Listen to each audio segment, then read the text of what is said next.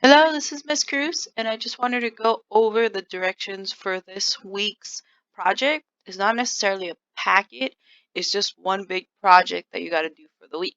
So, this is for the week of May 4th to May 8th. So, you will need to complete the food webs project. In this project, you need to describe a food web in an ecosystem. You get to choose which ecosystem you want to focus on, and then you need to complete the questions about your food web. So, you get to pick it and then you just describe it. Okay, if you are using Google Classroom or you ask for a typo version, you will do it here on the Google Slides. If not, if you wanted the version that you can print, I do have it in this format here, and I'll go over both of them so you know what to do. Okay, let's go over the slides first. So here, the ecosystems you can pick from. You have the desert, the forest, the pond, the marine ocean ecosystem, and the wetland. So once you have this, you can click on the slides and it opens up an info page that describes the ecosystem for you. Okay?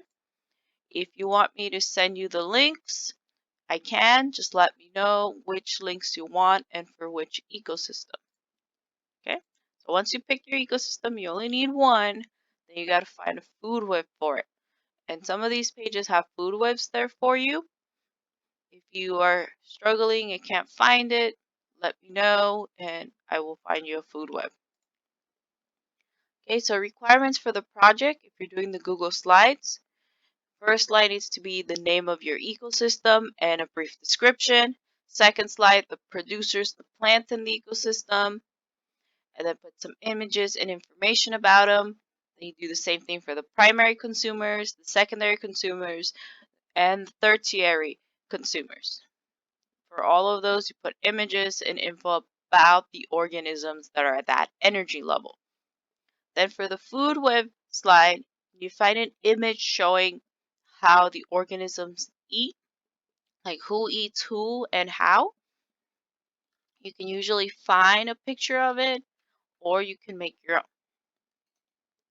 And then explain how the energy moves at each level, like who is eating who, how much energy is being absorbed and how much is being lost.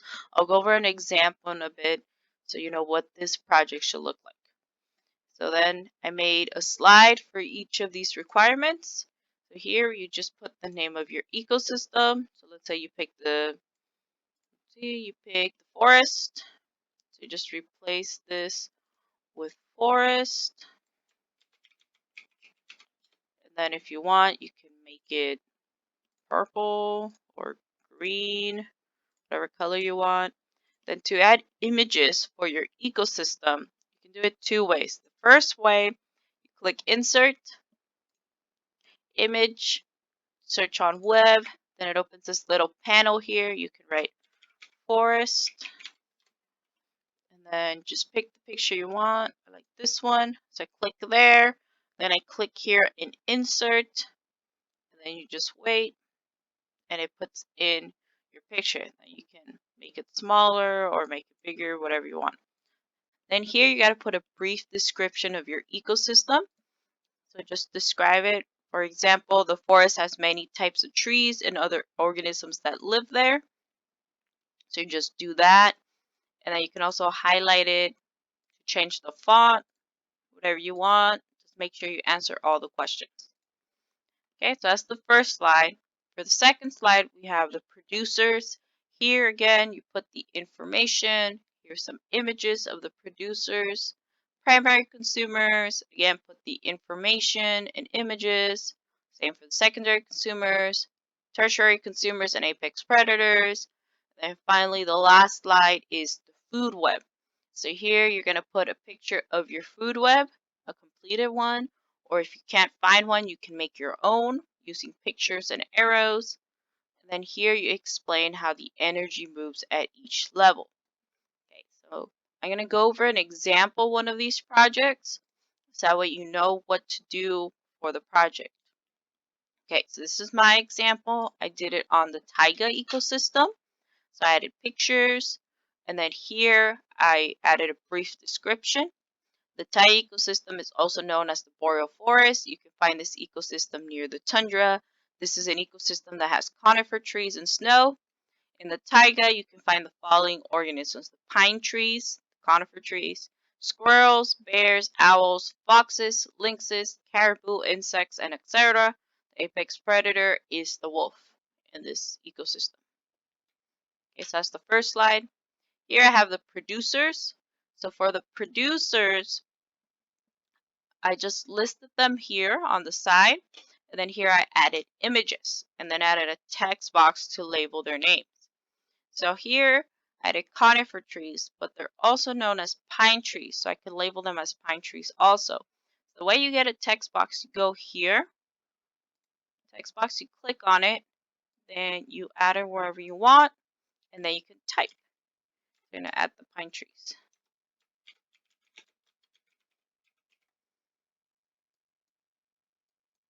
And then you can move it in place wherever you want it. Okay, so that's how you label the pictures. Then primary consumers, I did the same thing. I have my list here.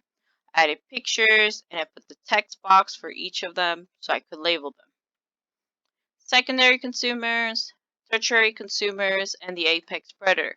So here I listed tertiary consumers are the snowy owl, the Arctic fox. Oh, this one's mislabeled. Sorry, Arctic fox. And then the apex predators, the Arctic wolf. Okay, and then finally the last one, the food web. Here I have a picture of the food web. If you can find one like this, that's great. You can just add it. If you can't, you have to make your own by getting all your pictures and adding the arrows. But I can help you find a food web. Just let me know. And then here is your explanation how the energy moves in each level. So first the plants. Remember that the levels go up. So the first levels here, the producers. So first the plants, the producers get energy from the sun to use in photosynthesis. The producers in this ecosystem are the pine trees, the grasses, the gray willow shrubs, the lichens, and the moss. With photosynthesis, they take the energy of the sun and make it into glucose. Okay, so that's the producer. They contain the most energy. They directly get energy from the sun, and using the process of photosynthesis, they make their own food glucose, and they store that energy in their bodies. Next level, we have the primary consumers. Primary consumers eat the producers. In this food web, the primary consumers are the caribou, the vole, insects, and the spider.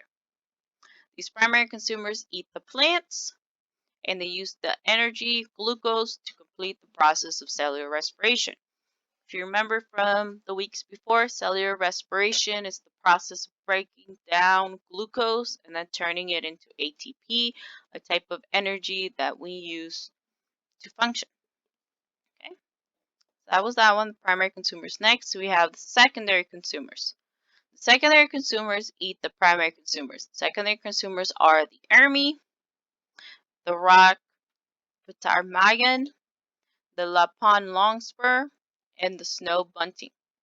So they eat these guys, and they can also eat the producers. The secondary producers eat the primary consumers to attain energy stored in their bodies. There is not the same level of energy in the primary consumers as there is in the producers. So as we go up the levels, energy is lost. So first, the producers get energy from the sun, make glucose, and they store in their bodies. But as the primary consumers eat them, some of that energy is lost in heat, or as the primary consumers do work, they move around, some of that energy is lost. Then when the secondary consumers eat them, more energy is lost. So the same level of energy they get from the plants is not the same as the energy they get from the spiders. Okay, yet they contain energy in the forms of glucose and protein. Then the secondary consumers use that glucose and protein to conduct the process of cellular respiration. They have to turn the protein into sugar first to put it through cellular respiration, but just make sure you know that they do use that protein eventually. Finally, the tertiary consumers are at the top of the food web.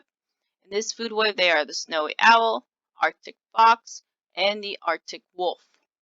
The tertiary consumers eat the secondary consumers, but as you can see in the food web, they can also eat the primary consumers and the producers. They are at the top of the food web because they can pretty much eat whatever they want, and no one really eats them. The Arctic wolf is the apex predator because he can eat everything, but no one eats him. Okay, the tertiary consumers at the highest level of the energy pyramid and the food web. This means that when the tertiary consumers eat the secondary consumers, they attain less energy than the primary consumers when they eat the producers. Anyway, the tertiary consumers use the process of cellular respiration to turn the glucose and protein from their food into energy. Okay, so that is the explanation for the food web. You can use this as a template and then just replace your organisms. That's fine. Okay, so that's if you are able to do the Google Slides because you're on Google Classroom or I sent you the typo version. If you are printing it out, it will look like this. Oh, the Spanish one, sorry. It will look like this. So it's the same thing. If you want the links, I can email them to you. Just let me know the requirements, and then instead of making Google Slides, there's questions you need to answer. Which ecosystem did you pick? Here you describe it, you draw your ecosystem. Same thing for the producers, list your producers, draw the producers. Okay, so you can do it either way, whichever way is fine, just let me know. Okay, so good luck on the project. If you need help at any point in the project, feel free to email me and I'll do my best to help you. All right, bye guys, have a great day.